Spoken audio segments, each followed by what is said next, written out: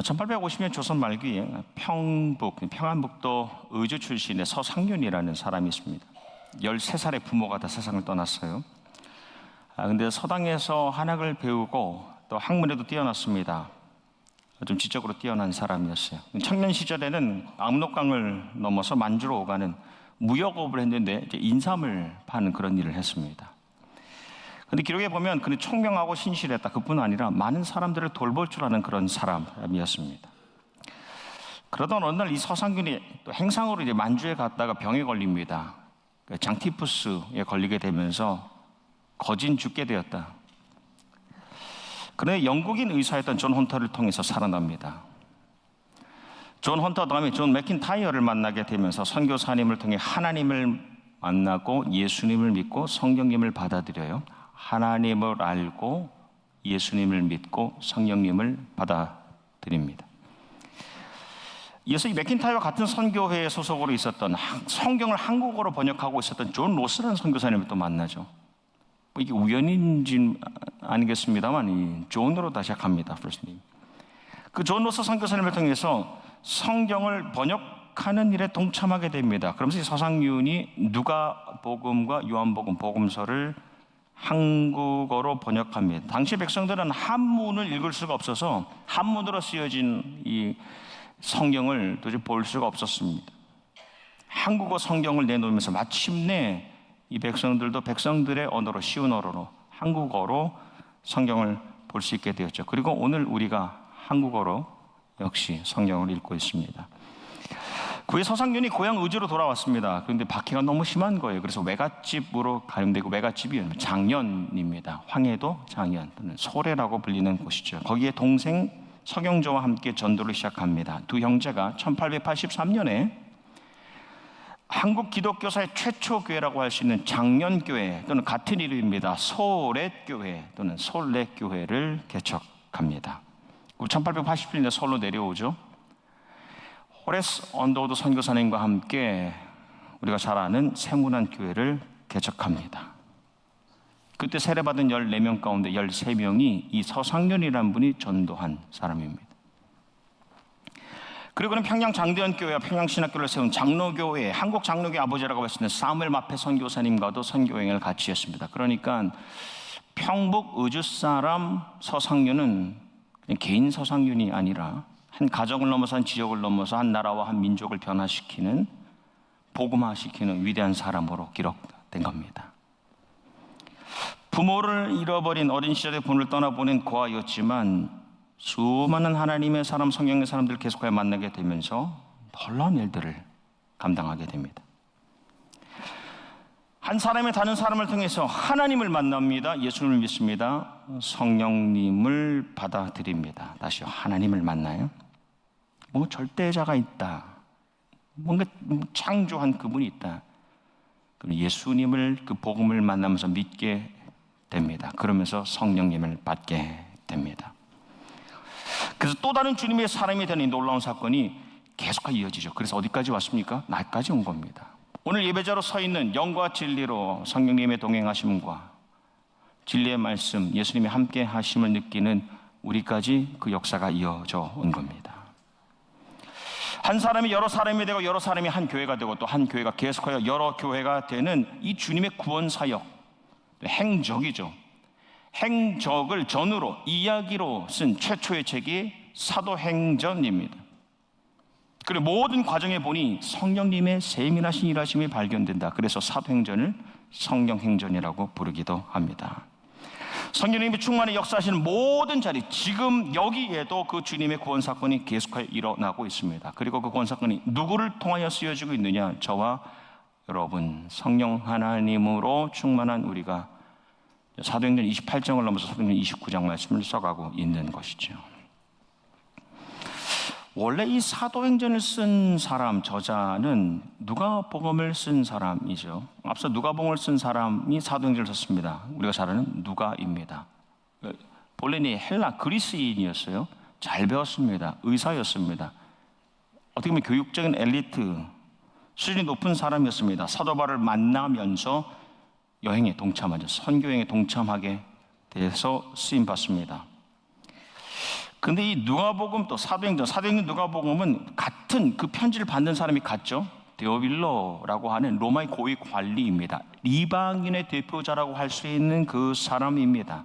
당시에는 책을 만드는 게 요즘 그렇게 들지 않지만 돈이 많이 드는 일이었어요.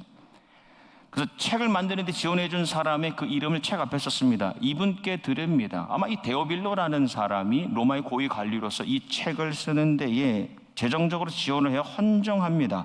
성령님의 역사에 대한 자세한 기록을 이방인의 대표자라고 할 수 있는 데오빌로 로마 관료에게 보내는 겁니다. 상징적인 일이죠. 누가복음과 사도행전과 누가복음, 우리가 이제 가정의 달을 지나서 다음 달 성령의 달에도 함께 이 말씀을 나누게 됩니다. 근데 이 두 책은 성령님으로 시작해서 성령님으로 마칩니다. 누가복음은 사람이 성령으로 잉태됨으로 시작됩니다. 사도행전은 사람이 성령님으로 충만하게 됨으로 시작됩니다. 누가복음은 예수님께서 예루살렘을 향하는 그 여정과 그 고난에 대한 이야기이고, 사도행전은 사도 바울이 예루살렘을 향하여 나아가는 그 고난과 그 환난, 그 여정에 대한 이야기입니다. 누가복음은 성령님이 임재하실 곳에 너희가 성령을 주시겠다는 그 약속으로 마치면서, 사도행전은 그 마지막에 성령님의 그 역사가 계속되는 그 연속으로 마치게 됩니다. 그러니까 누가는 처음부터 마지막까지 누가복음과 사도행전에서 성령님의 그 일하심을 계속하여 집중해 봅니다. 오늘도 말씀 나누겠습니다만, 성령님의 그 정교하고 세밀한 일하심, 성령님이 일을 하시는데 정교하고 세밀하시다는 겁니다. 그것이 내 삶과 가정과 교회와 사회 국가에 지금도 일어나고 있음을 이 성경 사도행전 말씀을 통해 우리가 느끼게 된다는 겁니다. 그리고 그 행전에 우리를 초청하시고 동참케 하신다는 겁니다. 우리가 지난주에 말씀을 나눴습니다만, 오순절 6월절 지나 50일이 지나서 성령님께서 강림하시죠. 그리고 꽤 시간이 지나서 오늘 말씀의 배경이 되는 도시, 가이사랴라는 도시입니다. 가이사랴는 좀 익숙하지 않겠지만 가이사랴는 시저입니다. 음력한 겁니다.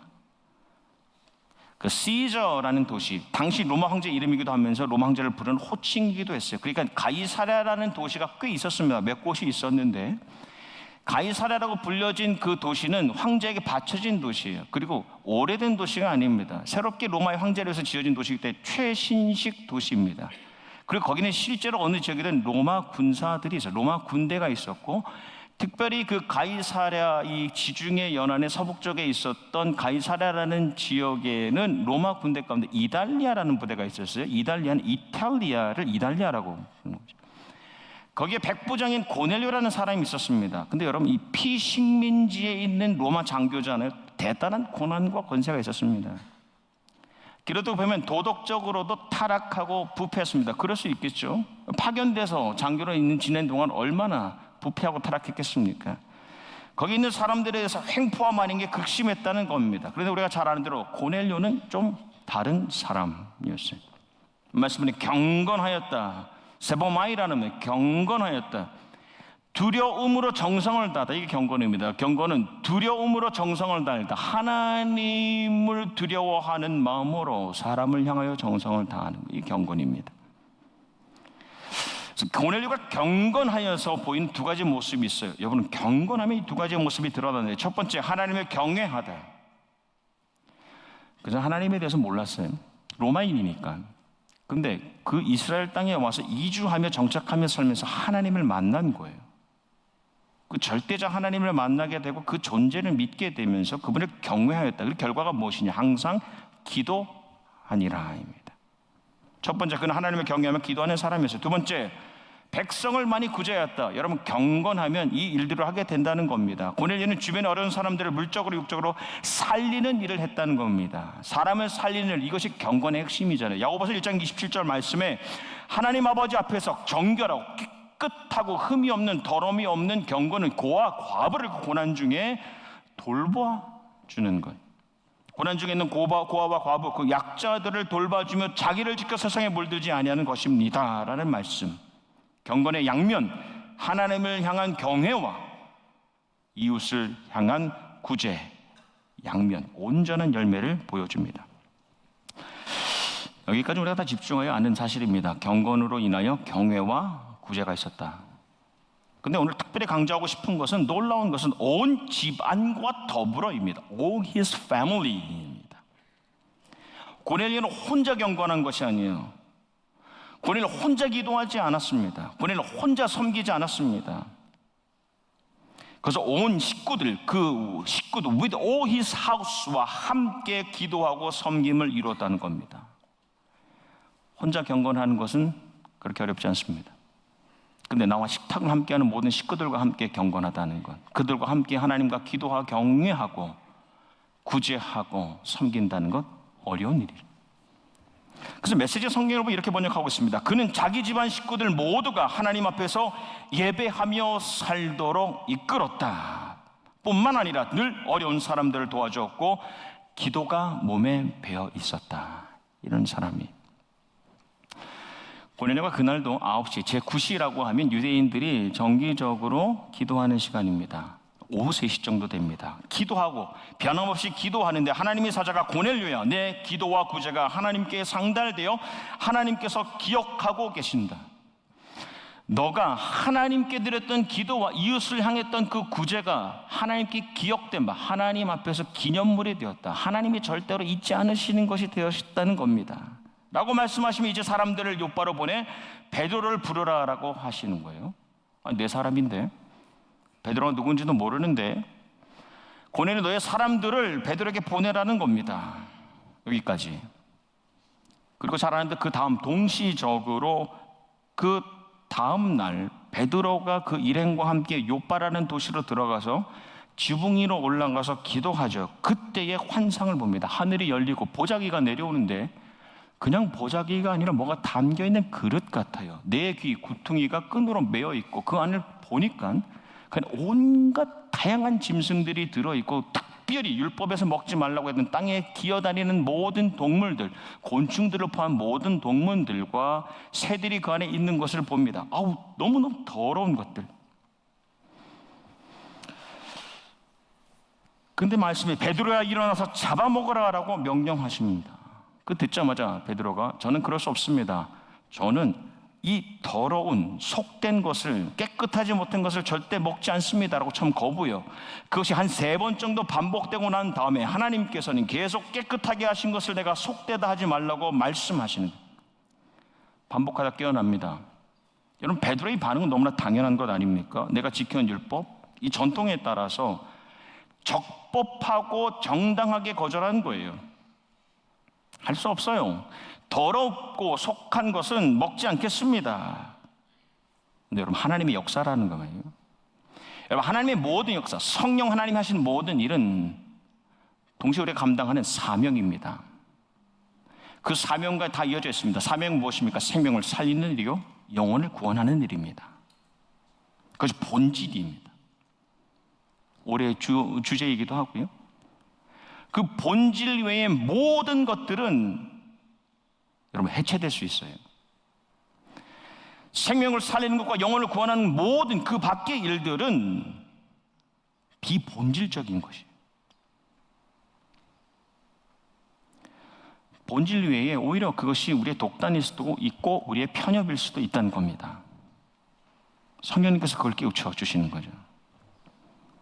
네가 따라온 율법이고 전통이지만, 너가 정당하게 적법하게 그걸 거절할 수 있지만 그게 생명을 살리고 영혼을 구원하는 사명에 방해가 된다면 거절될 수, 그것이 해체될 수 있다는 겁니다. 근데 놀라운 것은 베드로가 그 환상을 보고 음성을 들었잖아요. 생각하고 있었다입니다. 이 멋진 장면이에요. 성령님의 음성이 내 마음에, 심령에 울릴 때 깊이 고민해 보는 겁니다. 흘려보내지 않는 거예요. 깊이 묵상하고 있을 때 성령님의 음성이 들리죠. 2 사람이 너를 찾으니 일어나서 가라. 근데 요바에 있는데 지금 그 사람들을 찾아서, 그 사람들을 따라서 이 고넬료 집이 있는 가이사랴까지 갑니다. 35마일 거리입니다. 여러분, 35마일은 밟으면 35마일로 달리면 1시간이 오는 거 아닙니까? 그렇죠? 근데 여러분이 60km에 가까운 것을 그 당시에 걸어간다고 생각해 보세요. 생판 모르는 사람이 와서 가자는데 가는 겁니다. 왜냐? 성령님의 역사하심에 열려있기 때문에 그렇습니다. 가서 보니까요, 놀랍게도 고넬료 집안인데 고넬료 한 사람이 아닌 가족과 친족과 친구들이 있어요. 고넬료가 베드로를 보고 발 앞에 엎드립니다. 베드로가 이렇게 서면서 나도 사람입니다. 내가 하나님이 아니라 나도 사람입니다 하고 하는 말이 놀랍습니다. 유대인이, 여러분 다 알지 않습니까? 유대인이 이방인을 만난다는 것, 가까이 사귄다는 것은 위법이요, 불법이요. 도저히 할 수 없는 것인데 하나님께서, 성령님께서 내게 아무도 속되다 더럽다 하지 말라 하셔서 부르심을 사양하지 않고 부르심을 따라서 여기에 왔는데 무슨 일이 일어나고 있는 겁니까? 라고 물으니 고넬료가 제가 하나님을 만났습니다. 놀라운 거예요. 제가 하나님을 만났습니다. 저의 기도와 구제가 하나님께 드린 바, 하나님께서 받으신 바 되었습니다 라고 고백하니 베드로가 고넬료와 가족과 친족과 친구들에게 말씀을 전합니다. 예수 그리스도의 복음을 전할 때 그들이 믿음으로 성령께서 그들에게 모든 사람에게 내려오시니입니다. 순서가 이래요. 하나님을 만납니다. 하나님이라는 절대자가 있다는 걸 느껴요. 그리고 예수 그리스도를 알고 믿게 됩니다. 그 믿음을 고백하면, 예수님이 내 삶의 주인이십니다 고백하면 성령님이 임재하시는 거예요. 그리고 임재하심을 공적으로 표하는 것이 세례.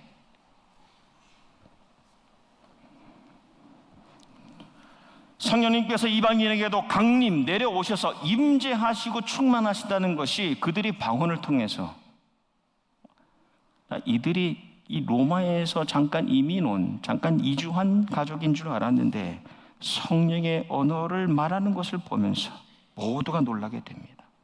그러니 성령님께서는 고넬료 한 사람이 아닌, 고넬료 가정을 위해서 베드로 한 사람이 아닌 베드로 일행을 준비하신 거예요. 베드로 일행을 준비하셔서 고넬료 한 사람이 아닌 고넬료 가정과 그의 친족과 모든 친구들을 만나게 하시는 겁니다. 한 성령 안에서 온 가정과 일행들이 하나됨을 이루게 합니다. 이거 성령의 역사입니다. 여러분, 성령님의 일하심은 공동체적입니다. 성령님의 임재와 충만하심은, 교회와 가정의 역사하심은 한 성령님 안에서 공통적으로 일어납니다. 그래서 내가 성령의 역사를 통해서 내가 성령 체험을 했다, 성령을 경험하면서 살아간다 할 때에 항상 그것은 말씀으로 분별되어야 할 뿐 아니라 공동체, 교회 안에서 분별될 수 있어야 됩니다. 그것이 교회의 덕이 되는가, 가정의 유익이 되는가 말입니다. 같이 일하게 하시는 거예요. 영국에서 태어나서 14살에 미국으로 이민 왔어요. 뛰어났습니다. 의대에 들어갔어요. 교수들이 보니까 이 친구는 나중에 우리 대학에서 의대 교수를 하면 좋겠다, 아무 지정해 놨어요. 그런데 이 친구가 조선에 대한 이야기를 듣죠. 그리고 한국에 의사로 들어옵니다. 1885년, 누구보다도 빠르게 최초의 근대식 병원 광해원에서 환자를 돌봅니다. 근데 들어와서 5년 만에 세상을 떠나죠. 병에 걸려서 5년 만에 떠나요. 고종이, 황제가 외국인이 죽어서 묻힐 데가 없는 거예요. 한 번도 외국인이 죽은 게 없는데, 외국인 의사가 와서 죽은데 묻힐 데가 없으니까 양화진에 처음으로 무덤을 만들어주죠. 그 후로 한국을 찾은 모든 선교사님들이 거기서 묻히는 양화진 선교사 묘원이 됩니다. 근데 존 헤론이라는 이분이 거기에 묻히면서 이야기가 끝나지 않죠. 아버지가 조선에서 죽은 걸 듣고 딸들이 옵니다. 딸들이 와요, 한국에. 가족들이 갑니다. 수많은 이들이 갑니다. 의사로, 교육가로, 선교사로, 목회자로 한국에 갑니다. 한국의 선교와 장로의 개척자들, 호러스 언더우드와 사무엘 마페, 그 다음에 이어지는 사람들이 오게 됩니다. 자기 신앙에 묶여있지 않는 사람이요, 자기 경건에만 매여있지 않는 사람이요, 가족과 친족들이 그 신앙을 이어서 계속 한국에 들어갑니다. 그래서 강혜원이 재중원이 되고 재중원이 세브란스가 되는 거예요. 성령의 사람들이 계속하여 들어가는 겁니다. 베드로가 고넬료 가족을 만나죠. 가족과 친족과 친구들을 보고 이렇게 말합니다. 오늘 본문 말씀입니다. 이 사람들이 우리와 같이 성령을 받았으니 얼마나 놀랍습니까? 성령님은 우리만 받는 줄 알았는데 이 사람들을 보니 우리와 같은 성령님을 받았으니 누가 능히 물로 세례 베품을 금하리요 명하여 예수 그리스도의 이름으로 세례를 베풀라 하시니, 그들이 최초로 세례를 받은 이방인들이 됩니다. 그것은 우리도 세례 받을 수 있음을 보여주는 첫 열매가 되었다는 거예요. 그 신앙의 과정을 통해서 로마와 이방 세계로 성령님의 거대한 역사가 이어집니다. 하나님을 만난 사람들, 예수 그리스도의 복음을 들어 믿게 됩니다. 예수 그리스도의 복음을 믿은 사람이 고백합니다. 그 고백한 사람이 세례를 받습니다. 그리고 성령에 따라 살아가게 됩니다. 이 모든 순서 하나하나 과정 가운데 세밀하고 정교하신 성령님의 역사하심이 있는 겁니다. 성령님의 역사하심을 무시치 않고 성령님의 역사하심에 무지하지 않고 성령님의 일하심을 받아들이는, 그러니까 베드로는 고넬료 가정을 만나고 존 로스는 서상륜이라는 보잘것없는 조선인을 만나, 존 헤론 가문은 한 민족을 만나게 돼요. 다음 성령님이 하시는 일들을 공동체로 사람들로 감당하게 합니다. 당시에 이 베드로와 함께 있었던 일행이 3명으로 나옵니다. 또 고넬료가 보냈던 사람도 3명이에요. 그러니까 베드로 플러스 6명이라고 나옵니다. 그럼 총 7명이 처음부터 그 시작부터 마침 끝까지 모든 것을 본 겁니다. 어떻게 유대인과 이방인이 만나고, 어떻게 예수 그리스도의 복음이 전해질 때 그들의 심령이 뜨거워지고 하나님의 영이 임재하셔 충만하여 방언의 역사가 일어나는 것들을 7명이 목격하고 경험한 겁니다. 당시 로마법, 유대법에 보면은 적어도 이 로마 법정에서 어떤 유대 법정에서 인정받으려면 증인이 앳리스트 2사람이 있어야 됩니다. 2사람의 증인이 있어야지만 그것이 팩트로 판정이 납니다. 그런데 그것이 공적으로 인증을 되고 역사적으로 기록에 남기 위해서는 7명, 7인 이상이 있어야 되는 것이니, 여러분 하나님의 영, 거룩하신 성령님이 얼마나 정교하시고 세밀하십니까? 이 위대한 역사, 최초의 이방인 구원 사건의 그 전체를 처음부터 그 마침까지 증언할 수 있는 7명을 예비하신 거예요. 준비시키시고 그들을 세우신 겁니다. 한 성령 안에서 일어나는 일에는 여러분 오류가 없습니다. 한 성령 안에서 일어나는 일은 틀림이 없습니다.